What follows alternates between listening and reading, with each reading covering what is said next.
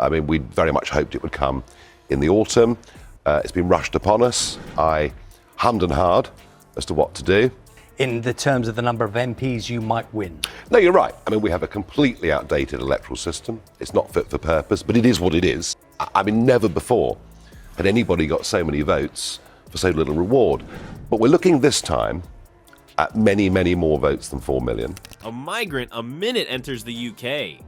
This jaw-dropping claim by Nigel Farage sent shockwaves through the BBC studio. But is it true? Before we move on, I'd like to ask you a small favor. If you appreciate this content, please take a second to like this video and subscribe to the channel. Over 98% of you watch the videos without subscribing. It costs you nothing, but it makes a huge difference to us. So, did you click the subscribe button? Great. Thank you so much. Now back to the video. In this explosive interview, Farage breaks down the numbers. 2.5 million migrants in just 2 years, equivalent to 1 in every 30 people on British streets. As the host struggles to maintain composure, Farage's calm demeanor only amplifies the gravity of his revelations. As Farage dropped his statistical grenade, the atmosphere in the BBC studio crackled with tension.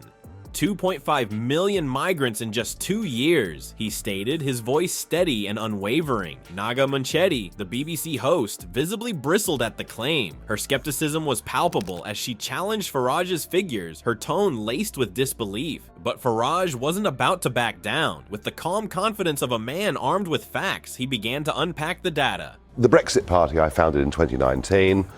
Once we left the European Union, we rebranded it as Reform. But I'll be honest with you, we weren't ready for this general election. In the terms of the number of MPs you might win?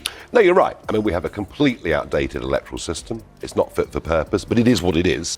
I finally decided I'd come out of retirement and have another go.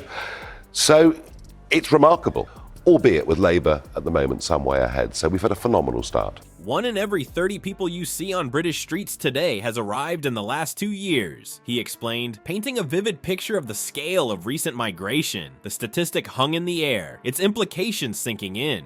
Munchetti's composure began to crack as Farage continued his methodical dissection of the numbers. He revealed another startling fact. Half of these new arrivals were dependents, not workers. This insight shattered the common narrative that immigration was purely about filling job vacancies. As Farage spoke, the tension in the studio grew. Munchetti struggled to counter his assertions, her usual poise slipping away with each new revelation. It was clear she hadn't anticipated the depth of Farage's knowledge on the subject. But Farage wasn't finished. He had saved his most damning revelation for last. With the precision of a skilled debater, he laid bare the stark contrast between the Conservative Party's promises and the reality of net migration figures. The disparity was staggering, leaving Munchetti momentarily speechless. In a final twist of the knife, Farage pointed out that despite claims about migration boosting the economy, GDP per capita had actually fallen over the last 6 years. This fact stood in direct opposition to the oft-repeated justification for high levels of net migration. Throughout the exchange, Farage's calm and confident demeanor served as a sharp contrast to Munchetti's growing frustration. As she grasped for rebuttals, Farage remained unflappable, his arguments backed by data that seemed to grow more damning with each passing moment. I mean, we very much hoped it would come in the autumn. It's been rushed upon us. I hummed and hard as to what to do. You'll see in the YouGov poll, we've overtaken the Conservatives. We're lying second. We're hoping to get through the electoral threshold. Whatever we do, we may not get. The interview had become a masterclass in how to dismantle political rhetoric with cold, hard facts. As Munchetti's composure continued to unravel, it became clear that this confrontation was setting the stage for an even deeper dive into the failures of current immigration policies. The ground had been prepared for a conversation that many in power would prefer to avoid. As Farage shifted gears, the conversation took a sharp turn towards the tangible consequences of unchecked migration. The housing crisis, a topic that's been simmering beneath the surface of British politics, suddenly came to the forefront. Farage, armed with facts and figures, painted a vivid picture of a nation struggling to accommodate its rapidly growing population.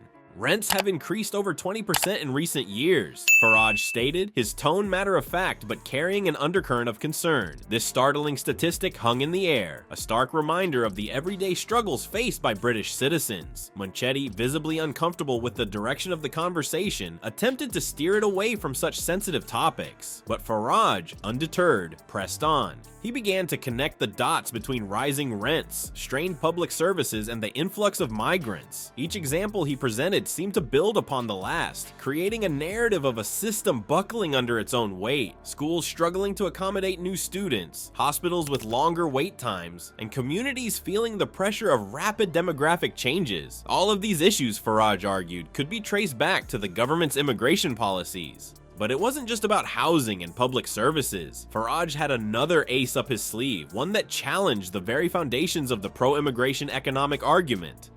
I mean, I've been back as leader for, this is day 11, and if you look at the Times newspaper today, I mean, never before had anybody got so many votes for so little reward. But we're looking this time at many, many more votes than 4 million. Back in 2015, when I led UKIP into a general election, we got 4 million votes and 1 seat.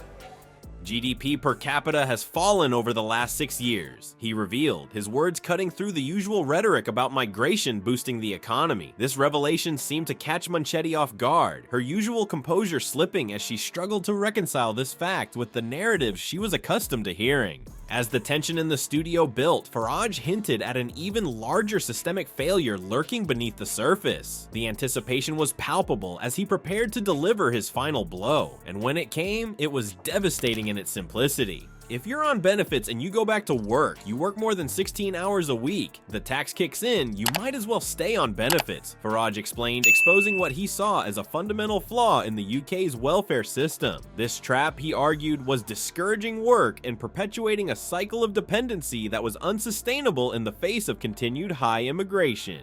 Munchetti's silence in response to these revelations spoke volumes. The usual counter-arguments and deflections seemed to have evaporated in the face of Farage's relentless barrage of facts and logical connections. As the interview drew to a close, it was clear that Farage had not just challenged the status quo, he had shaken it to its very core. As the dust settled on this explosive interview, the contrast between Farage's cool composure and the host's visible discomfort couldn't have been starker. Farage's ability to present facts clearly and directly had left the BBC's usual tactics in tatters. It was a masterclass in the power of straightforward communication over political doublespeak.